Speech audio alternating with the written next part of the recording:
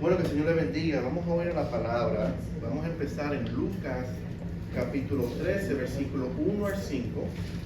Lucas capítulo 13, 1 al 5. Y sí quiero dejarles saber que hoy vamos a empezar una serie de 5 partes. Esta es la parte número 1. Y el título de la serie es este: Cuando todo duele, cuando todo duele. Y el subtítulo es Descubriendo el propósito de Dios en el sufrimiento. Vamos a ir a Lucas capítulo 13, versículo 1 al 5. Vamos a hablar sobre todo lo que está pasando y lo que vemos alrededor.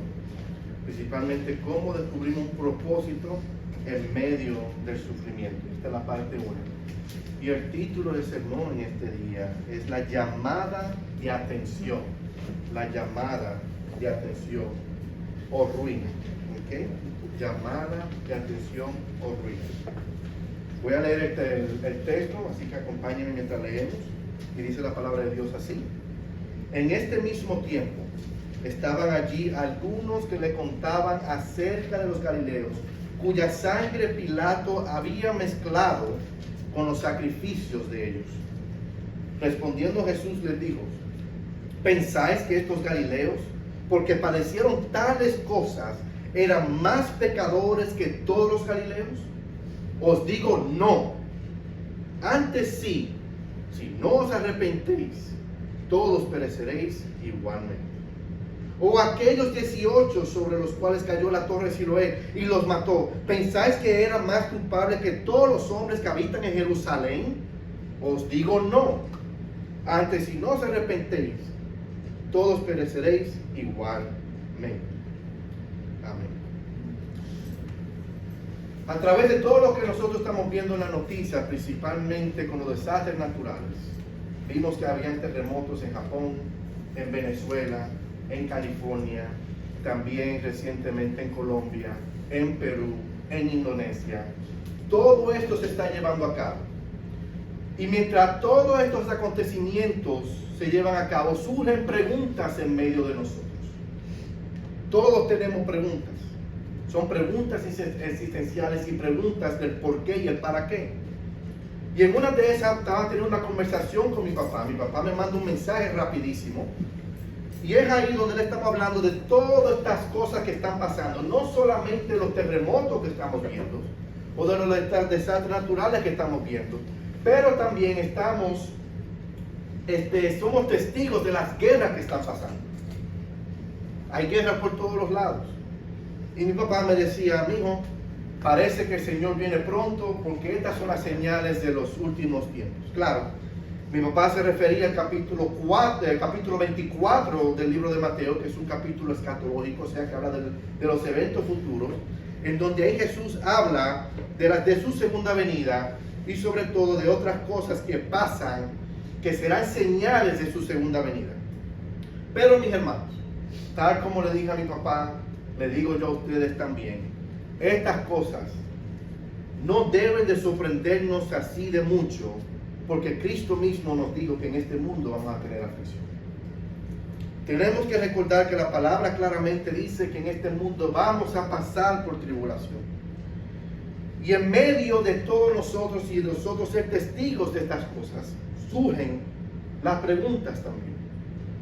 Ahora, todos los que estamos aquí, incluyendo mi persona, vivimos, claro, en un mundo en donde el dolor, los accidentes trágicos, los desastres naturales y las injusticias humanas nos golpean de repente, y normalmente estas cosas pasan sin previo aviso.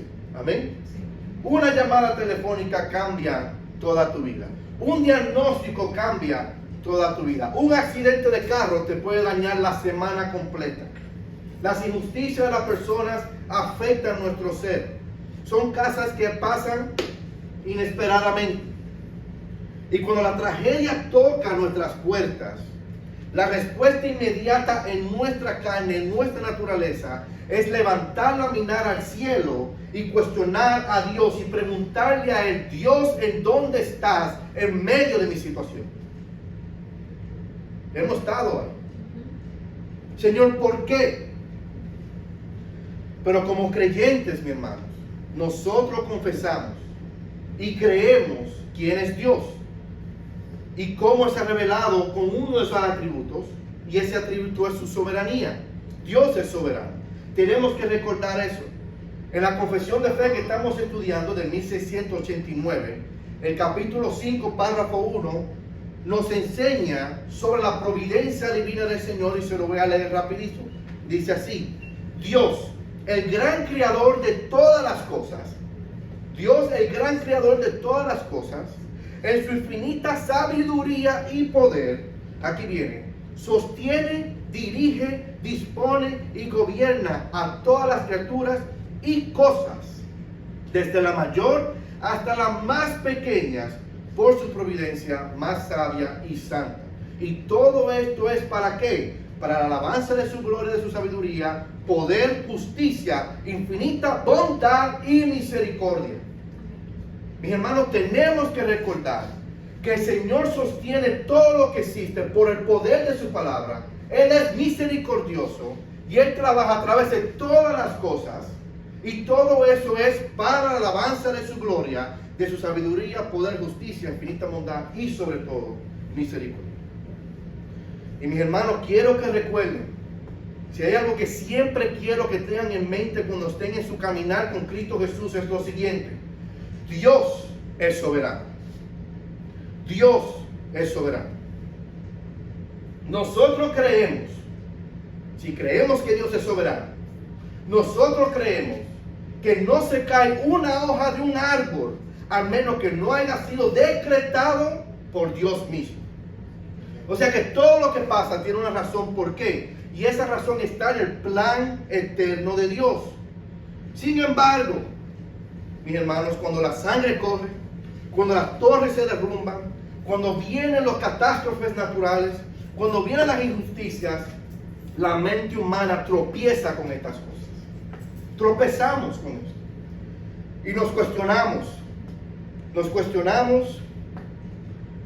y nos cuesta reconciliar la soberanía absoluta de Dios con la cruda realidad del sufrimiento en la cual nosotros vemos en este mundo. ¿Sí o sí? ¿Sí?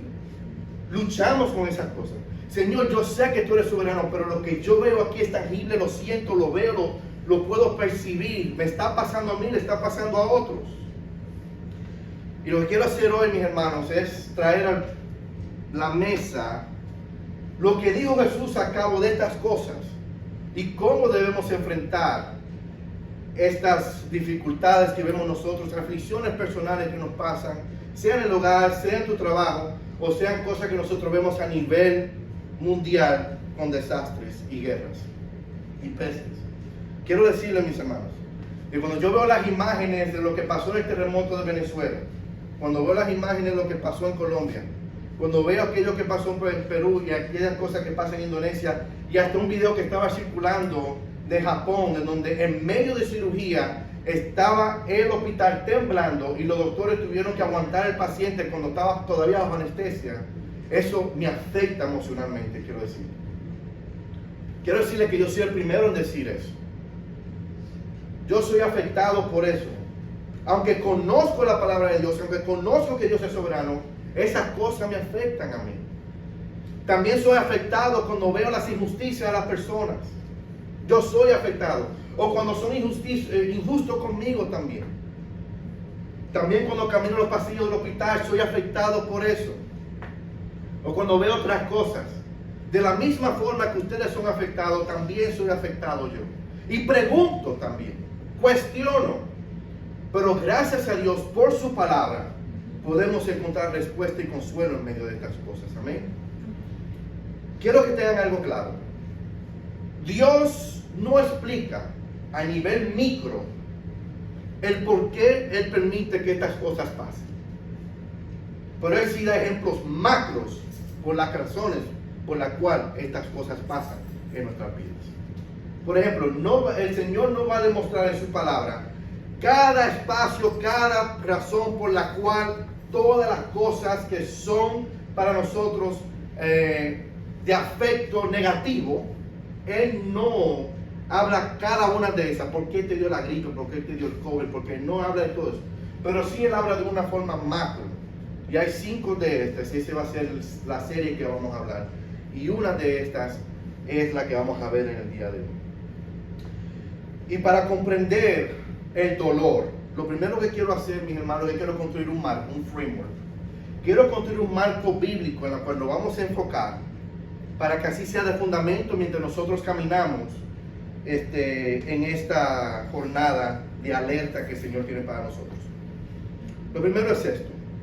Las tragedias que nosotros vemos a diario en las noticias o en nuestras comunidades, quiero que ustedes entiendan, no son, they're not anomalies, no son anomalías, ni tampoco son fallos en el diseño de Dios. No es que Dios falló y estas cosas pasan, no es así, mis hermanos. Estos son el resultado directo de un mundo que parece maldición y pecado. La razón por la cual nosotros estamos siendo testigos de estas cosas y nos afectan estas cosas, y a veces pasamos nosotros por estas cosas, no es porque hubo un fallo en el diseño de Dios, sino que esto es el resultado del pecado. Pablo nos recuerda claramente en Romanos capítulo 8, versículo 22, que toda la creación gime a una y sufre dolores de parto hasta ahora. O sea que la creación fue sujeta a la vanidad a causa del pecado del hombre. Fue por el pecado que pasó en el jardín del Edén que dio resultado a todas estas cosas que usted y yo estamos viendo constantemente en las noticias. Personas que están sufriendo, personas que mueren, accidentes que pasan y hasta enfermedades que tocan nuestros cuerpos. Amén. Tenemos que entender esto. El dolor, las enfermedades y los catástrofes son el eco constante de esa caída que se llevó a cabo en el Edén.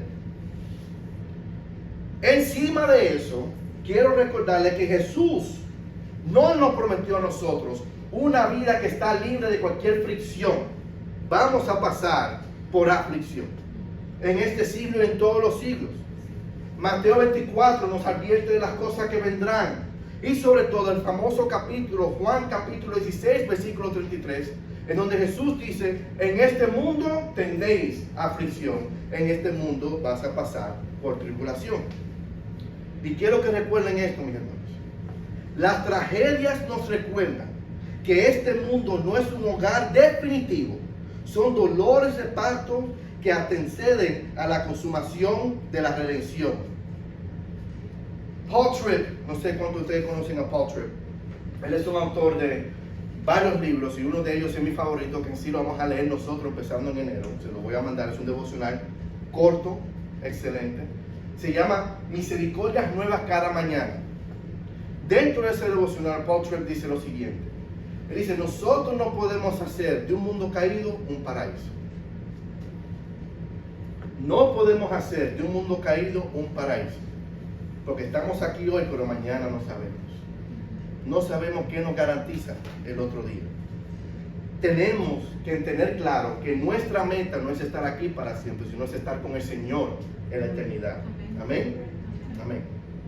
Con ese entendimiento de la soberanía de Dios, de que vivimos en un mundo caído por el pecado, de que vamos a tener aflicción y que no podemos hacer de un mundo caído un paraíso, vamos ahora al versículo 1 del capítulo 13 de Lucas. Aquí Lucas nos dice en el versículo 1 y empieza con algo interesante. Porque aquí Jesús está hablando, está haciendo un discurso. No lo vemos porque eso se encuentra en el capítulo 12, voy a hablar de eso pronto. Y el versículo 1 empieza y dice, en este mismo tiempo, punto. En este mismo tiempo me está hablando de que algo estaba ocurriendo antes. Jesús estaba llevando a cabo una acción y en ese mismo tiempo llegaron estas personas para contarles acerca de algo que le pasó a unos galileos piadosos. Para entender qué es lo que estaba pasando en ese mismo tiempo, tenemos que mostrarlo en el capítulo 12. El capítulo 12 lo voy a resumir, pero sí voy a pasar por ahí para los que estén tomando nota y quieran subrayar o hacer highlights en algunos versículos. Es clave.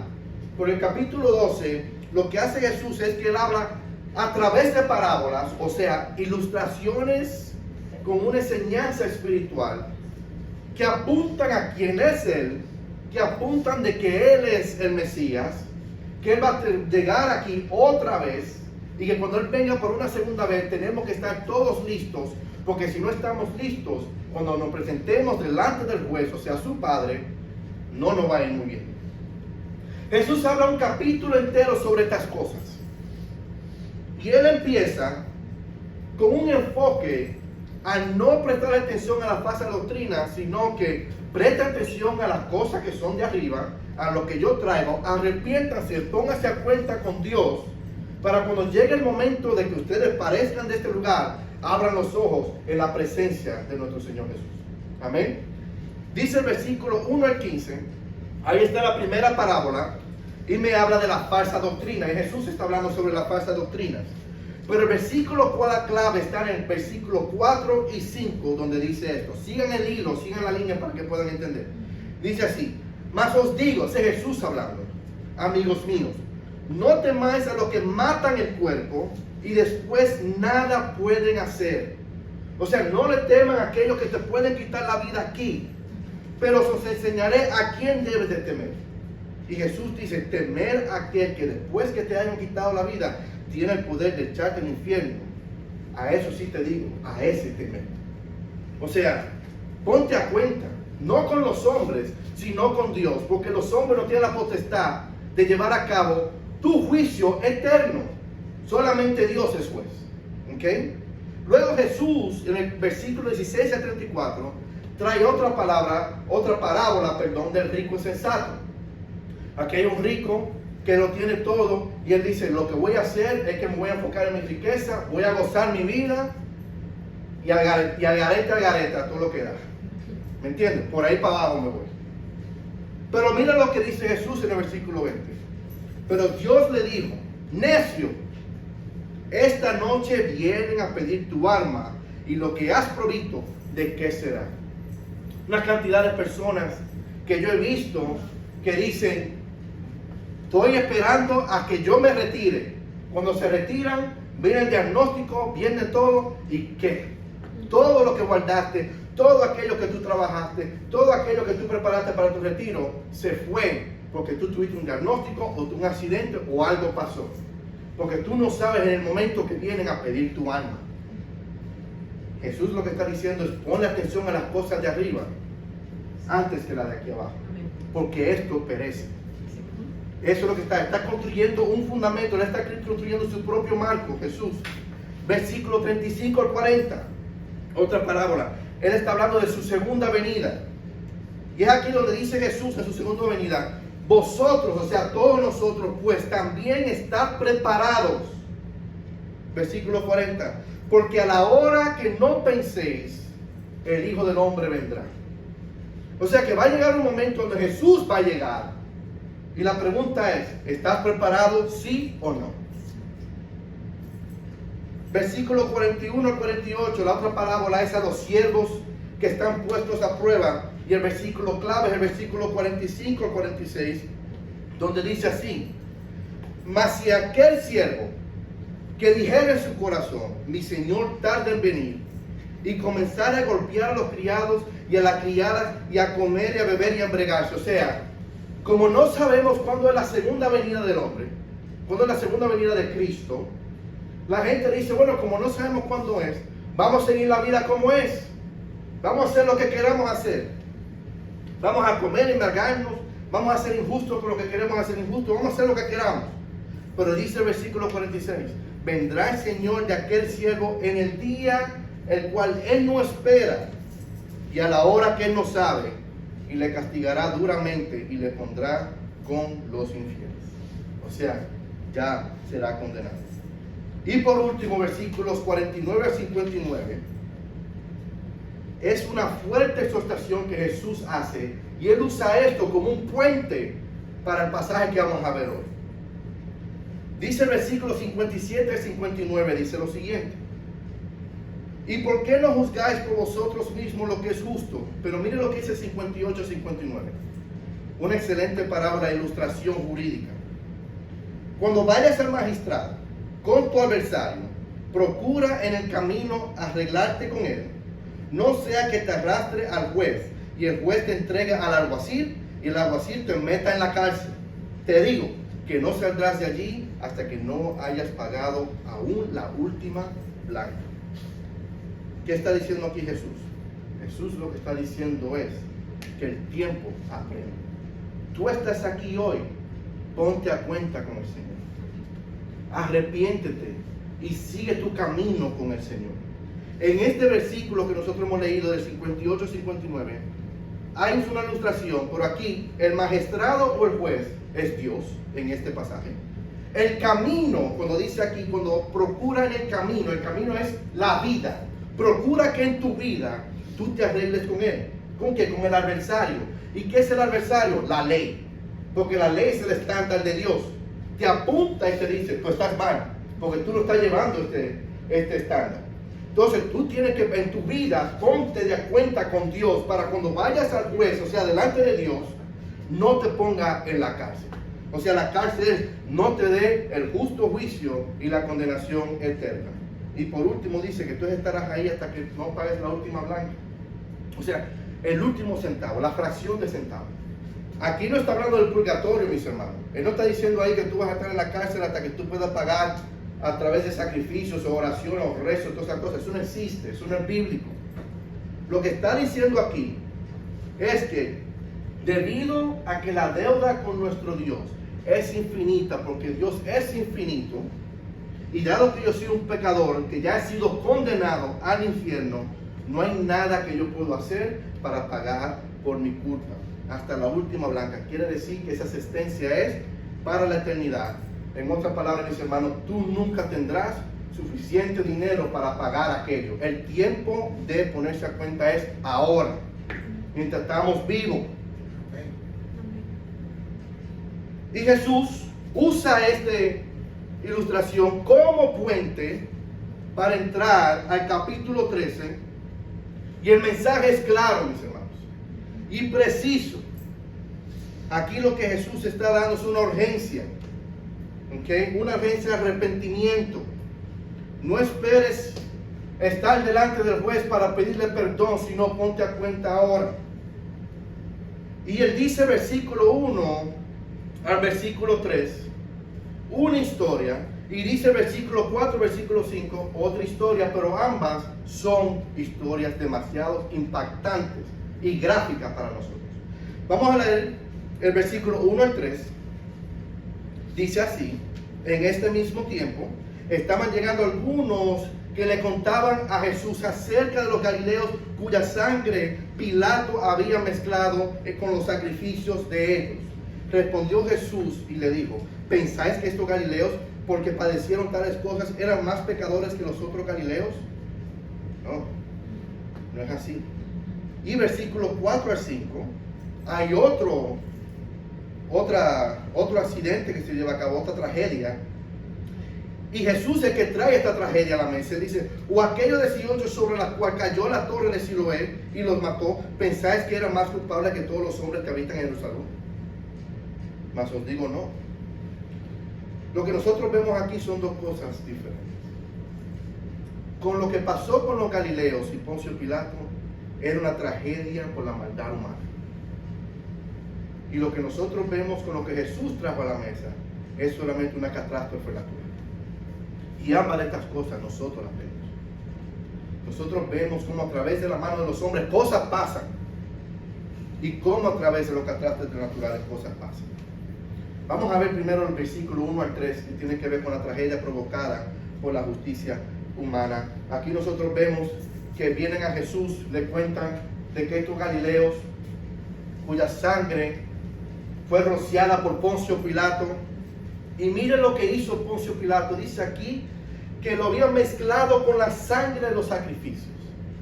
Rápidamente nosotros vemos aquí que estos no eran galileos que eran terroristas, no eran galileos que caminaban diferente, eran personas piadosas que llegaron al templo para llevar a cabo sus sacrificios. Es como que si usted hubiera venido aquí a la iglesia y el gobernante viene aquí a la iglesia y nos mata a nosotros toditos dentro de la iglesia y nos quema. Fue tan fuerte lo que hizo Poncio Pilato con estos galileos. Eran piadosos, fueron a hacer su día de devoción, que él cogió, lo degolló o algo pasó para que rociara su sangre, y él cogió la sangre de ellos y lo mezcló con la sangre de los sacrificios. Está fuerte eso. Imagínense eso. Estas personas no eran rebeldes políticos, mis hermanos, no tenían nada que ver con Pilato. Ellos eran adoradores, venían a adorar a su Dios, a presentar su sacrificio al Señor, con la alegría que a veces nosotros tenemos de venir aquí y adorar a Dios, y de repente algo pasa. Nos tocan la puerta y le dicen: ustedes todos van a aparecer muertos. Y la gente, confundida y quizás horrorizada, cuestionaron a Dios, porque claramente fueron a donde Jesús. Quizás ellos decían: ¿dónde está el Dios de Israel? O si no, decían: ¿dónde está el mismo Dios que me libró de Egipto, que libró a su pueblo de Egipto? ¿Dónde está Él? ¿Por qué Él permite que nuestro pueblo sea ejecutado en el templo mientras adora? ¿Cómo puede que Dios permita que un pueblo pueda perecer en el momento de la adoración? Y aquí surge, mis hermanos, un gran error teológico de la mente carnal. Y lo que pasa aquí, mis hermanos, es esto: que a veces nosotros calculamos el grado del pecado de una persona en base al nivel de su sufrimiento. O sea, si tú estás pasando por algo fuerte, algo hiciste tú para merecer esto. Lo voy a decir. Cuando pasó el terremoto en Venezuela, pasaba otro video diciendo que la razón por la cual pasó ese terremoto en Venezuela era porque había un grupo de personas que supuestamente estaban adorando un Dios falso y Dios lo castigó. Eso es completamente incorrecto. No es así.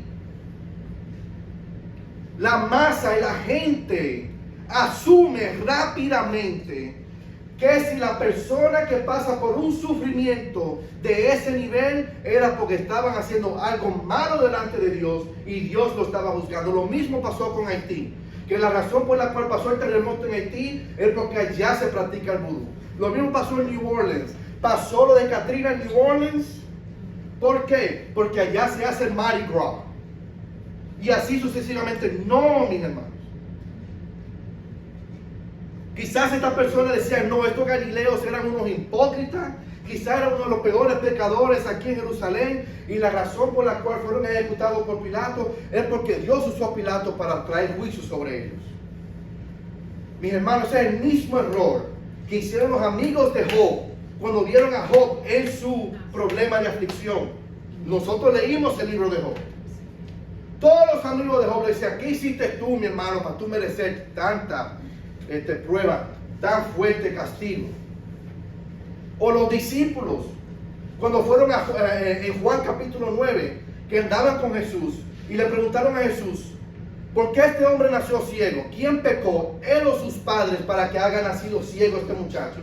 Y Jesús le dijo: no pecó ni este ni sus padres, sino que este hombre nació así para que la obra del Señor se manifieste en él.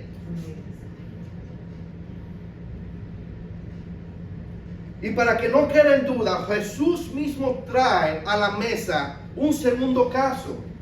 O sea, Jesús escucha este primer caso y Jesús dice: sí, pero yo te voy a decir, te voy a traer otro caso por encima de ese también. Y es el versículo 4 al 5, donde Jesús dice: y aquello 18 sobre el cual cayó la torre de Siloé y lo mató. Mató 18 personas, 18 ciudadanos. ¿Qué pasó con ellos? Estos no eran personas que le estaban tirando piedras a los albañiles o sacando de la lengua, no querían que se construyera la torre. Eran personas que estaban caminando en la calle. Personas que iban a su día a día. Como aquel día que quizás que pasó el terremoto. Personas que en su día se levantaron y fueron a hacer lo que tenían que hacer. O en el famoso 9/11, septiembre 11. Personas que iban a ir a su destino, se montaron en su avión. Cosas del diario vivir. No tenían nada que ver con ellos. No estaban provocando a nadie. Estaban llevando a cabo su astuto cotidiano como cualquier persona. Y de repente, sin previo aviso, la estructura colapsó y lo aplastó a todito. Eso fue una muerte instantánea, mis hermanos. Similar a toda la tragedia que estamos nosotros viendo. Y estos dos ejemplos históricos que estamos viendo nosotros aquí en el capítulo 13, nosotros vemos aquí algo, lo frágil de la vida humana, mis hermanos. Nosotros somos frágiles. Sea la muerte por la injusticia de un tirano como Poncio Pilato, o el colapso de una torre por un accidente o por un terremoto, la muerte en este mundo acecha a cualquiera en cada rincón, en cada momento. Ahora la pregunta es, ¿cómo responde Jesús a estas cosas? ¿Cómo responde Dios a esta pregunta que tenemos nosotros? ¿Cómo el Señor responde ante las crisis teológicas? Bueno, primero que todo hay una falsa filosofía que se levanta. Hay un filósofo que quizá ustedes conocen, se llama John Stuart Mills. Y John Stuart Mills ha tratado de derrumbar la fe cristiana, planteando el dilema del mal, o sea, hablando sobre eso. Y él dice lo siguiente: si Dios es bueno y si Dios es todopoderoso, Él debe de eliminar el sufrimiento. Y si no quiere, entonces quiere decir que Dios no es bueno y tampoco es todopoderoso. Pues los argumentos de Mills cometen un error fatal, mis hermanos. Ignoran por completo la absoluta santidad de Dios y que nosotros somos depravados completamente del pecado del humano. Dios es infinitamente santo y la humanidad está rebelde a Dios por el pecado. Y lo sorprendente es esto, mis hermanos, que hay dolor en un mundo caído. Lo sorprendente no es esto. Lo sorprendente no es que haya dolor en este mundo caído, porque sí lo hay. Lo sorprendente es que haya vida en este mundo caído. ¿Hace sentido lo que estoy diciendo? Lo que nos debe de llamar la atención es que hay vida aquí. No es que están pasando estas cosas aquí. Es que hay vida aquí. Y Jesús, quiero decirle, mis hermanos, Jesús no estaba diciendo y nunca dirá, bueno, estas cosas pasaron porque mi papá, tú sabes el trabajo tan fuerte que es controlar el cosmos, lo que es controlar la ley de la gravedad, lo que es controlar todas estas cosas. Quizás él estaba cansado y en el momento que mi padre cerró los ojos, ahí Poncio Pilato arrancó y hizo lo que tuvo que hacer. No, mis hermanos, jamás pasaría eso. La providencia de Dios no duerme. Dios no duerme. En lugar de justificar a Dios sobre el estado espiritual de la víctima, Jesús cambia radicalmente la pregunta.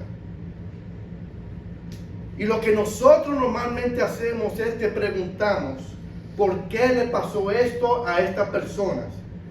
Y Jesús responde, y Él dice, lo que ustedes deben de preguntar es, no por qué pasó esto a ellos, sino es por qué esto no te ha pasado a ti. Esa es la pregunta. Why are you still here? ¿Por qué tú estás aquí? Dice Jesús, ¿pensáis que estos galileos eran más pecadores que todos los demás galileos porque padecieron tales cosas? Os digo, Jesús dice, no. Antes bien, si no te arrepientes, vas a pereceréis igualmente. Y Él dice lo mismo sobre la torre de Siloé. Él dice exactamente lo mismo. Aquellos 18 sobre los cuales cayó la torre de Siloé y lo mató. ¿Pensáis que estos culpables eran más culpables que todos los habitantes de Jerusalén? Dice, no. Antes bien, si no os arrepentís, todos pereceréis así también. Jesús lo que hace es que toma el verbo perecer, apolimi es en griego, y lo eleva más allá de la muerte física, porque cuando leemos decimos, bueno, yo voy a morir físicamente. Jesús no está hablando de una muerte física solamente. Él lo que está diciendo es que un colapso de un edificio, o la espada de un soldado, o un accidente, o un tiro, o lo que sea, destruye el cuerpo. Pero el perecer que habla Cristo apunta a una ruina eterna, a la condenación bajo la ira de un santo Dios. Como leímos en Lucas capítulo 12, versículos 4 a 5. Mas os digo, amigos, no temáis a los que matan el cuerpo y después nada pueden hacer. Pero os enseñaré a quién debe de temer. ¿Temer a quién? Aquel que después de haber quitado la vida tiene el poder de echar al infierno. Ese es el que tenemos que temer.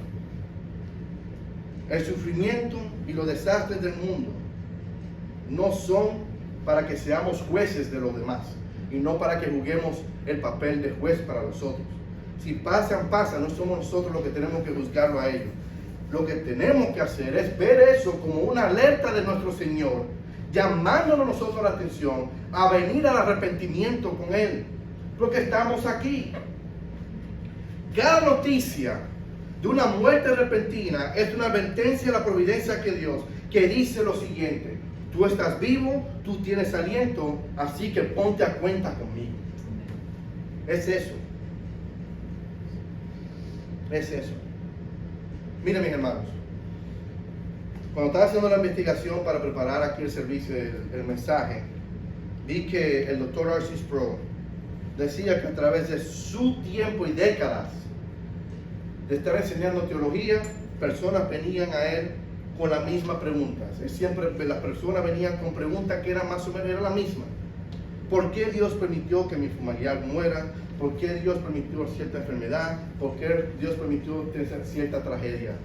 Y yo pienso que R.C. Sproul está hablando algo que todos nosotros hemos experimentado, o nosotros hemos estado ahí, haciendo la pregunta o recibiendo.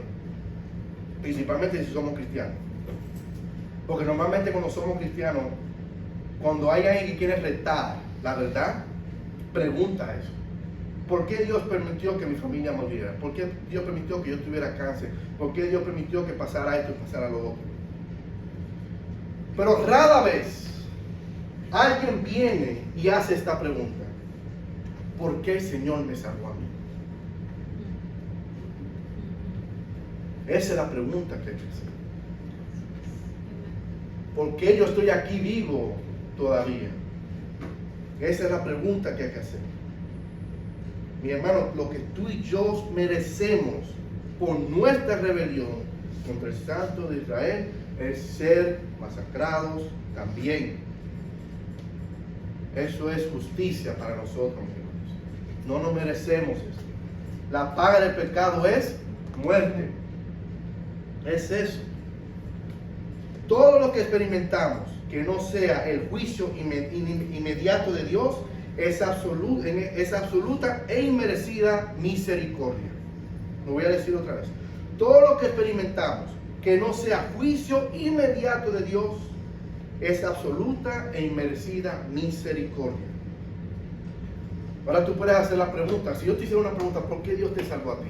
Si me hace una pregunta a mí, ¿por qué el Señor me salvó a mí? Yo voy a decir, yo no sé. Yo no sé.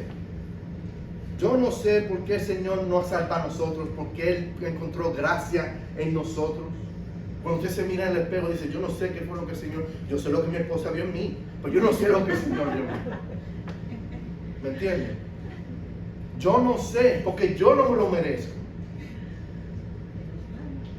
Pero como enseña la teología reformada, mis hermanos, la única razón por la que el Padre nos rescata es para honrar la obra perfecta de su Hijo en la cruz, para que Cristo no sufriera en vano, sino que viera el fruto de la aflicción de su alma y quedara satisfecho. Isaías 53:11. En conclusión, hermanos, nosotros a veces o a menudo actuamos como estudiantes que empiezan en un semestre. ¿Se acuerdan en la universidad o en la escuela? Normalmente se pone un syllabus, un sílabo, se dice más o menos cuáles son las expectaciones de la clase, hay un papel en este mes, un proyecto y todas estas cosas, ¿verdad?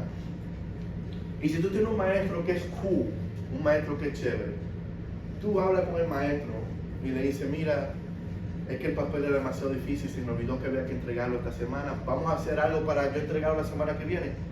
Ok, te da un chance, tú lo entregas una semana tarde. Luego eso pasa con 10 estudiantes, pero luego se suman a 20 estudiantes que hacen lo mismo. Luego se suman a 30 más estudiantes. Y ya cuando viene a ver, ya la gente no viene ni con súplicas. Oh, puedes. Sino que al final, como ya sabe que el maestro va a decir que sí, entrega el papel cuando tú puedas, ya ni tratan al maestro con decencia ni con humildad. Sino que le dice, oye, profe, yo lo traigo la semana que viene, tranquilo. Y es ahí donde el profe dice, oye, pero espérate, número uno, no es así la cosa. Número 2, hay un sílabo que había dicho qué es lo que hay que hacer. Y tú lo entregaste tarde, F. Y normalmente el estudiante dice que eso no es justo. Ah, tú quieres justicia. Bueno, el otro papel que tú entregaste tarde, F. Y el otro papel que entregaste tarde, F. Todo F. Y nosotros a veces nos volvemos así. En el momento de la gracia, todo es maravilla, todo es tranquilo. Pero luego nos volvemos arrogantes. Exigimos derechos a Dios. Nos enojamos con Él cuando las cosas salen diferentes a lo que nosotros queremos, cuando los resultados no son lo que nosotros queremos. Y olvidamos que Dios no le debe nada a nadie, mis hermanos. Nos olvidamos de eso. Una vez más, Dios en su providencia, como declara la confesión de fe de 1689, gobierna todas las cosas para su gloria. Y quiero decirle, mis hermanos, quizás usted ha recibido una injusticia. Yo estaba hablando eso con mi esposa ayer. Usted ha recibido quizás una injusticia. Yo he recibido injusticias. Y quizás yo he sido injusto con otras personas. De la misma forma que quizás usted ha sido injusto con otras personas. Pero algo que usted nunca va a recibir, y yo tampoco, es una injusticia de Dios. Nunca. Dios nunca será injusto. Él siempre es justo, siempre santo y siempre puro. Así que hoy Jesús quita nuestros ojos de la crueldad de los que los gobernantes pueden hacer, que la humanidad pueden hacer, que los tiranos pueden hacer, o de los escombros que pasen a través de efectos naturales, desastres naturales a través del mundo.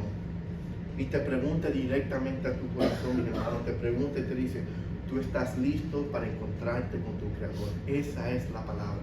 Esa es la palabra. ¿Estás listos tú para estar delante de Dios? Recuerden, no podemos hacer de este mundo caído un paraíso. Estamos aquí hoy, mañana nos vamos. La pregunta es: ¿qué estamos haciendo para ponernos a cuenta? Así que hay un llamado, mi hermano. El arrepentimiento no es una opción para unos pocos. Es la única respuesta lógica ante la fragilidad de nuestra vida y la grandeza de la santidad divina. Amén. Así que cierren sus ojos ahí donde están. Para terminar. Así que dejemos de presumir de la gracia de Dios como si fuera un derecho que merecemos. Abandona el enojo y la amargura contra el soberano del universo, contra Dios. El llamado es este: arrepiéntete hoy de tus pecados, confiesa a Cristo como tu único Señor y Salvador, y pon toda tu esperanza en su misericordia en la cruz, antes de que el tiempo de tu peregrinaje en este mundo llegue a su fin y de este mundo caiga. Así que hay una urgencia, hay una llamada a la alerta de arrepentirse con urgencia y vivir solamente para la gloria de Dios. Padre, te damos gracias por este mensaje, Señor, y esta alerta que tú nos das. Te pedimos, Padre, de que tú sigas, Señor, obrando en nuestros corazones, Señor, llevando a cabo estas alertas, Padre, para ponernos a cuenta contigo. Entendiendo, Padre, que no es a través de nuestras fuerzas, sino es a través de las tuyas, Señor. Venimos ante ti, Padre, y hay un llamado que hacemos, Señor. Quizás en nuestra conciencia creemos que estamos salvos, pero no lo estamos. Porque quizás no llevamos a cabo las buenas obras que tú preparaste para nosotros de antemano. O quizás pensamos que estamos haciendo las cosas bien, pero no lo estamos haciendo bien, Señor. Aquí, Señor, lo que queremos es pedir perdón. Perdónanos, Señor, por nuestras acciones, por nuestras actitudes, por nuestros pensamientos, por nuestro orgullo, Señor. Y nos humillamos delante de ti. Y te pedimos, Padre, que tú sigas continuando trabajando en nuestros corazones, profundizando en ellos. Porque, Señor, en el momento que se acabe esta vida física aquí, queremos abrir nuestros ojos contigo en la gloria. A ti sea toda gloria y toda honra, Padre. En el nombre poderoso de Jesús. Amén y amén. Que el Señor le bendiga a todos. Amén.